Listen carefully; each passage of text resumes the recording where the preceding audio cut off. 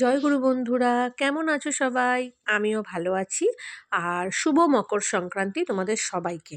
তো আজ মকর সংক্রান্তি, আজকে সবার বাড়িতে জমিয়ে পিঠে পুলি হচ্ছে। আমি বাপু অত পিঠে পুলি করতেও পারি না, আর খুব যে ভালোবাসি সেরকমও নয়। তো যাই হোক, মা বলল আজকে পৌষ সংক্রান্তি, মঙ্গলবার, আজকে মাছ মাংস না খাওয়াই ভালো, ভাত না খাওয়াই ভালো। তো ওই জন্য আমি ভাবলাম আর কি করি, যেটা পারি সেটাই বানিয়ে ফেলি। বানিয়ে ফেললাম কড়াইশুঁটির কচুরি, আলু ফুলকপির চচ্চড়ি আর একটু পনির কষা। তো আমি না বেশি আলুর দম মানে খুব একটা মানে বানাতে পারি না। খেতে ভালোবাসি না এটা যেন ভেবো না, খুব ভালোবাসি খেতে। কিন্তু আমি খুব একটা ভালো বানাতে পারি না, মানে মায়ের মতো পারি না আর কি। আর বিশেষ করে নিরামিষটা তো খুবই টাফ। যাই হোক, মা তো একটা নিরামিষে কিছুই দেয় না, আদা বাটাও দেয় না, কিছুই দেয় না। কী করে কে জানে, আলুর দমটা কী মারাত্মক ভালো খেতে হয়।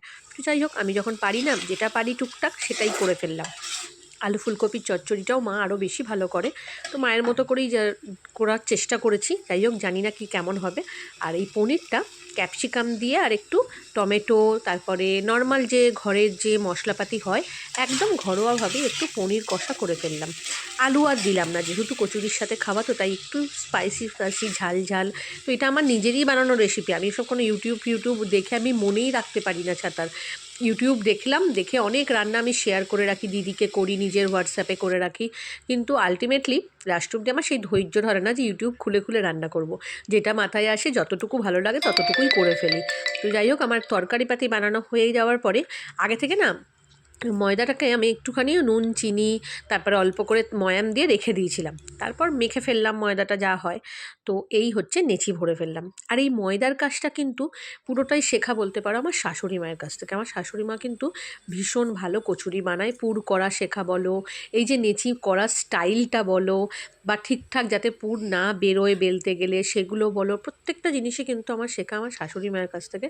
কারণ আমার শাশুড়ি মায়ের কিন্তু কাজের ধরনটা যতটা ভালো, আমাদের মানে আমার আর কি ঠিক সেরকমটাই পছন্দ, তাই আমি ওটা শিখতে চেয়েছি। তুমি যে কোনো জিনিস যদি মনে করো যে এরমভাবে আমি শিখবো, এটা আমার পছন্দ, তাহলে কিন্তু তুমি সেই জিনিসটা শিখে যেতে পারবে।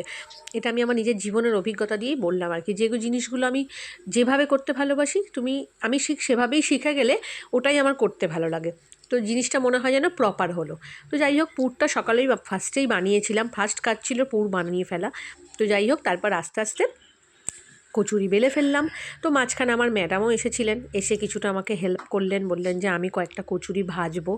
তো সাহায্য করতে এলেন যখন, সাহায্য কেন নেব না বলো, অনেকক্ষণ দাঁড়িয়ে দাঁড়িয়ে করছিলাম। তো যাই হোক, একজন এলো আমার হেল্পার।